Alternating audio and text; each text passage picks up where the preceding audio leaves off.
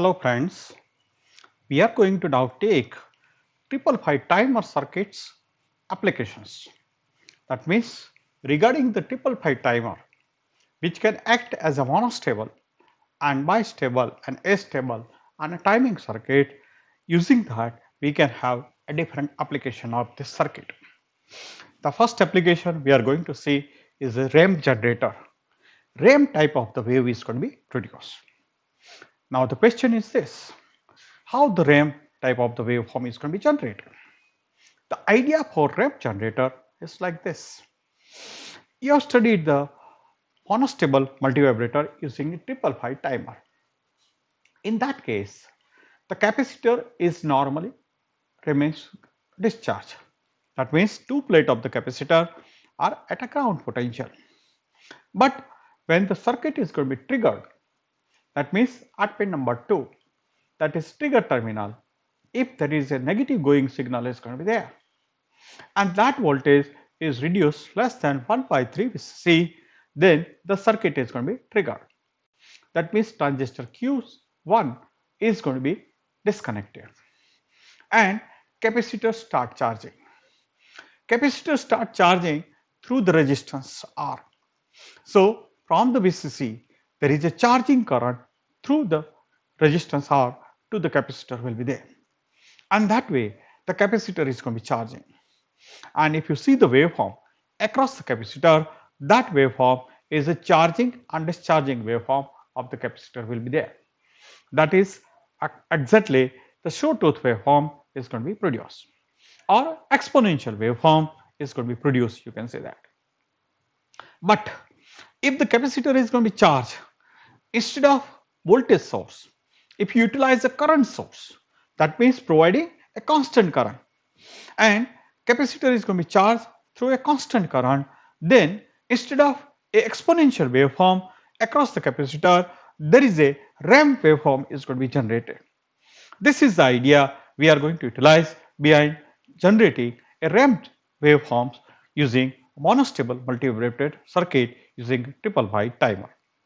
We know that if a capacitor is charged from a voltage source through a resistance, an exponential waveform is produced. While charging of a capacitor from a constant current source produce a ramp waveform. This is the idea we are going to utilize to prepare or to generate a ramp waveforms. You see this circuitry. This is the 555 timer which is working as a monostable operation. Pin number 4 reset terminal, pin number 8 is a VCC terminal, they are connected to the VCC. Pin number 6 and 7, they are connected to the capacitor, and here there was normally the charging resistance was there. That charging resistance was replaced by this PNP transistor. So what happens? This resistance R1, R2 and this transistor PNP transistor will produce a constant current source, and that constant current is going to be charging this capacitor. This is the idea we are going to utilize. So what happens when the trigger is going to be applied to the monostable circuit? Circuit at pin number 7, there is a transistor Q1 is there, which is normally conducting when it is in a stable state, and output is going to be low. But when the trigger terminal is less than 1 by 3 VCC, this transistor becomes off and capacitors start charging. Capacitors start charging through the constant current source, and this constant current source, how much constant current will be there? The constant current is going to be IC, that is the current which is going to be passing in this direction V, and it is available the IC current which is charging this capacitor C. Now the question is this: how much that IC current will be there? How you can find out the IC current? Voltage divided by the total voltage resistance drop. That means the VCC minus potential at here, that is V upon resistance RE, that is supposed to be your IC current will be there. Now another question is this: what will be the potential at this emitter terminal of PNP transistor with respect to ground? With respect to ground, whatever the potential at this junctions, that is the junction of R1 R2, that junctions plus there is a potential drop because this transistor is conducting. So, the potential drop across VB, that is base and emitter, that voltage drop will be added, and that way that is going to be the potential V will be there. So, first we will find out V. How you can find out V? That is, this is the voltage divider circuit R1 R2. So, VCC upon R1 plus R2, that is the current passing in this slope, multiply by this resistance R2, because we are interested the voltage drop across this R2. So, the potential at this terminal with respect to ground is going to be R2 upon R1 plus R2 into VCC plus VB, that is the potential at this terminal. So, that way we can find out V. Now, VCC minus V upon RE, that will be the charging current IC will be there. So, that is charging the capacitor with the constant current IC. Now, what happens in the circuit? So, when the trigger terminal is going to be activated, the capacitor starts charging. You can see that this is your trigger terminal. When its potential is changing from high to low, that means its potential is decreasing less than 1 by 3, then the potential voltage across the capacitor, that is output we have taken across this one, the capacitor starts charging, but that is charging linearly instead of exponentially, it is charging linearly, and that way you can generate a waveform which is going to be the ramp waveform is going to be there. It is like a ramp or it is like a slope which is going to be produced here. How much time it is going to be charging? Until the potential across the capacitor is exceeding 2 by 3 VCC. Until that it is going to be charged, and then there is a threshold comparator is going to be active and the monostable come into the rest state, that means in a stable state. So, this way the ramp waveform is going to be generated. The duration of the ramp waveform you can find out also using the R1 C1 combination of this one, or whatever this timing is going to be there, that you can find out that up to 2 by 3 VCC how much time it will take to charging this capacitor. Now, what is the slope of this one? Slope of this one is going to be I upon, that is I upon, you can see that I upon the value of the capacitor C will be there. So, here this circuit of the ramp generator using a timer 3555 is shown in the figure. Here the resistance of the previous circuit is replaced by PNP transistor that produce a constant charging current. The charging current produced by a PNP constant current source is equal to IC, that is a collector current, is equal to VCC minus VE upon RE, where V is equal to R2 upon R1 plus R2 into VCC plus VB. When the trigger start, a monostable multivibrator timer circuit, as shown in the figure, the PNP current source force the constant charging current into the capacitor C. So, when it comes to the quasi-stable state, the capacitor starts charging through constant current through a PNP transistor IC. The voltage across the capacitor therefore is the ramp waveform as shown illustrated in the figure. The slope of the ramp is given as slope is equal to I upon C. That way the ramp waveform can be generated. This is the first application we can learn that we can prepare using monostable multivibrator using a 555 timer. Now we are going to study the second application, that is monostable multivibrator 555 timer as a frequency divider. It can divide the frequency. Suppose you are having a higher frequency, you want to make a lower frequency. That also can be done using this monostable 555 timer. How that application is going to be work? We'll see here.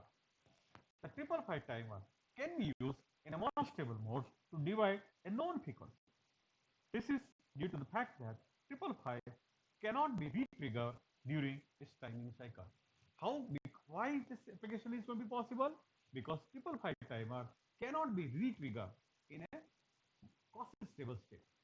So, once the monostable or this 555 timer goes into the unstable state, it will time out, and then only it can be again triggered after the trigger pulse is going to be available at pin number 2.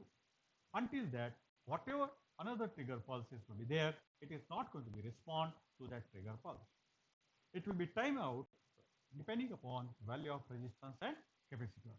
Then and then only it will be re-triggered. So this property is utilized to prepare a frequency divider circuit. The simple frequency divider circuit is actually the basic circuit of a 555 in monostable one set mode. The frequency to be divided is applied to the trigger input pin number 2. So whatever clock frequency you want to divide, that should be continuously that frequency or clock waveform should be applied to the pin number 2. The negative edge of the applied signal triggers the timer and C1 capacitor start charging. During the charging process, further incoming pulse have no effect. The capacitor charges to its threshold value. Then C1 discharges rapidly and the circuit waits in the state to be triggered by the next incoming pulse. What does it mean? When the negative edge is arrived at the trigger pulse, that means triggering terminal pin number 2, the monostable will go into the unstable state, quasi-stable state. It remains into the unstable state or quasi-stable state for predetermined length of the time, and that is decided by the value of resistance and capacitance. After that, once it is to be this, it reaches the capacitor is going to be charged up to the threshold value. That means 2 by 3 VCC or whatever that threshold value is going to be adjusted.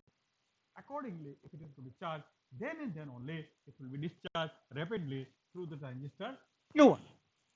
And that means discharging time is very less.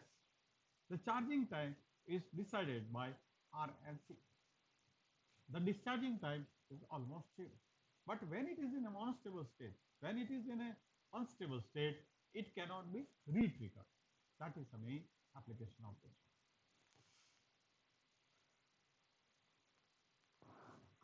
So you see this circuit diagram now. This is 555 timer as a monostable operation.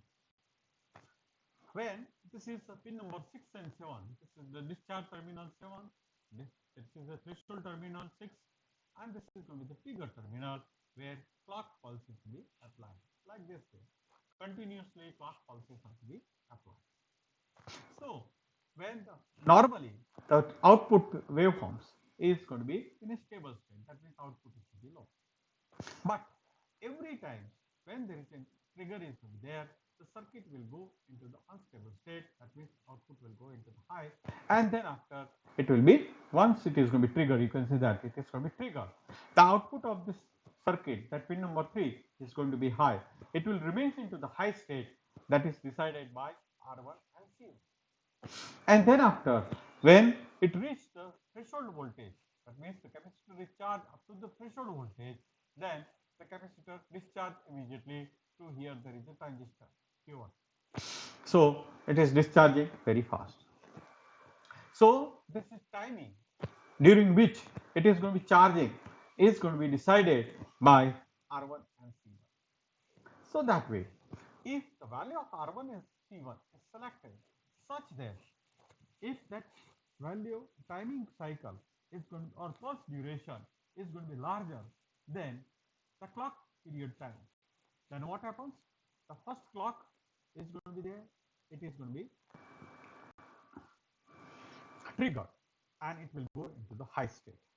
When it is in the high state, when the second clock pulse is going to be also occur, the negative edge is also going to be occur, but it is not going to be respond to this negative edge because it is already in a quasi-stable state. The third clock pulse also it is not going to be respond. For the fourth clock pulse, it is also not going to be respond. Fifth clock pulse is also not going to be respond.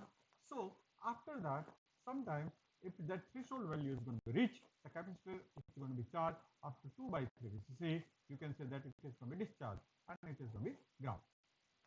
And when it is in a stable state, when the next clock pulse is going to be there, it is ready to be go into the unstable state like this way. So from here to here, the timing cycle, if you see that, this periodic time T1, that is this time plus this time, is going to be equal to how much time of the clock pulse? 1, 2, 3, 4 and 5. So the output pulse width or output periodic time is equal to 5 times clock period time. And that means the frequency is divided by 5 times. And input frequency is 1 kilohertz or 1000 hertz, then output frequency will be 200 hertz will be there because it is divided by 5 times. Now, how much time you want to divide? That is going to be decided by this threshold voltage. This threshold voltage you can change by the value of R1 and C1. So, depending upon the choosing the value of R1 and C2, if it reaches the threshold value after only 2 cycles, then it is going to be dividing the frequency by 2. If the charging time threshold value is going to be achieved after 3 times of the clock pulse, then it is going to be dividing by 3, 4 and like that. So this way it can divide this input frequency by as much as you want, but that is chosen by value of R1 and C1. So this is the second application of 555 timer in a monostable mode as a frequency divider circuit. Now we are going to see the pulse forming circuit. The monostable circuit discussed in the previous section have a pulse width time that are predictable to around 10%. So using the 555 timer, the pulse width which is going to be generated, that is almost accurate up to 10% of the calculated value, that is 0.33 into R1 C1 value on the resistance and capacitor, whatever it is there is a tolerance is there. So depending upon that, there is a variation of 10%, but that is acceptable. So the pulse width can be obtained approximately about 10% predictably. As such, they do not represent precise timing circuits, but they do offer good short-term stability and are useful in numerous timing applications. We have seen that for short-term stability means the pulse width which are going to be generated or the clock pulses which are going to be generated after the frequency divider or whatever it is. The frequency stability is good for short term. That means for few hours or something. If you want to operate the circuit, then this stability is to be achieved using the 555 timer circuit. One such application involves the production of a pulse that occurs after a given event with a predictable time delay. That is going to be possible. For instance, suppose that you are required to generate a 1 millisecond pulse exactly 2 milliseconds after the operation of push button switch. Look at the waveform in a figure 720b. What is this? This means we are interested to generate a desired pulse which is having a pulse duration of t1, but it should not occur immediately after it is going to be triggered. We want to get this pulse. It should be delayed by a certain time t. That means if you started the switch right now, we don't want to get a pulse of a desired duration at the same moment, but we want to get it after delay certain times. So this kind of application is also required, very much required in so many projects and so many applications. So for that kind of circuit is also going to be possible. So you can obtain a pulse of desired duration which is going to be delayed by certain time. That can be obtained using two monostable circuits. 74123 is a retriggerable monostable, and in a one IC 74123 which contains two monostable. So we can utilize both the monostable and we'll be connecting them such that both are going to be positive edge trigger. That means at the gate input there are three inputs: A bar, B and R bar. If A bar is connected to the ground, R bar is connected to the high. That means reset terminal, and R bar is connected to the high. That means at the left input terminal B, where we can give the positive H, which we triggered the circuit. So circuit will go into the quasi-stable state. So both this one we are going to utilize as a positive H triggered monostable circuit. Suppose, for instance, suppose that you are required to generate a 1 millisecond pulse exactly 2 milliseconds after the operation of push button switch. So you consider like this way. There is a push button switch. The voltage across the push button switch is going to be low. And you make a change of the position of the switch. The voltage across the switch is going to be high. So this is the condition that switch is going to be changing from 0 to 1. At that time, what happens? The first monostable, which is supposed to be triggered, and the first monostable, which is going to be triggered, that means Q1 is going to be high and Q1 bar is going to be low. So if you see the waveforms, Q1, which is going to be low, which is a stable state, that means Q1 bar is going to be high, that is also stable state. So when it goes to the quasi-stable state, Q1 bar will go to low. And Q1 bar is going to be timeout after the timeout cycle T1. So this is the delay is going to be produced at Q1 bar. Now, if this Q1 bar is utilized as a trigger signal to the second monostable at the input B, then what happens? When this is going to be timeout, then the second monostable is going to be triggered and it will be timeout after the timing interval T2. So we'll get this output T2, that is the desired duration of the T2 after a delay period of T1. This way, this delay pulse generator can be obtained. You can see this circuit. This is 74123 half. One R1 C1 capacitor is connected, which is providing a delay time. You can say that T1. So T1 is going to be provided by R1 C1. So delay time D is going to be provided by R1 C1.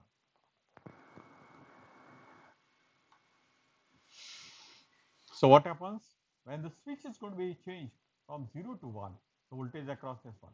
The first monostable is going to be triggered and output Q1 bar, which was generally high in a stable state, will go into the unstable state or quasi-stable state.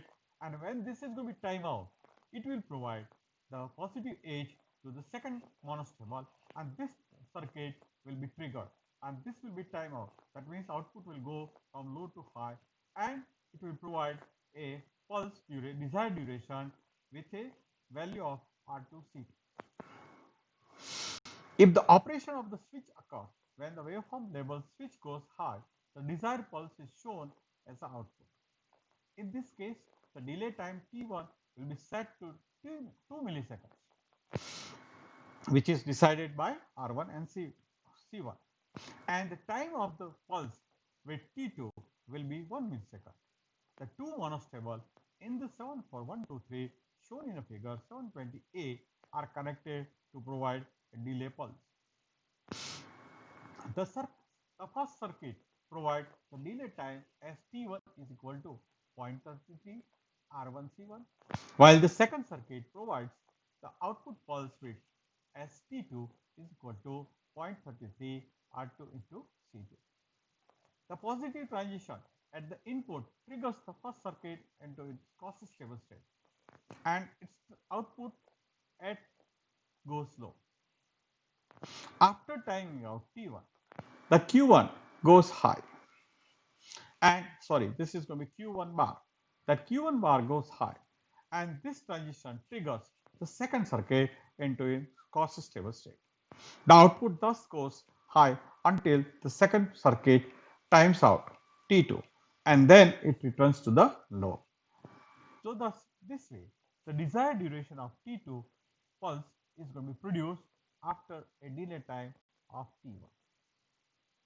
On the basis of this one, there is an example is there. The input to the circuit in figure 7.20a is changed to 100 kilohertz square wave.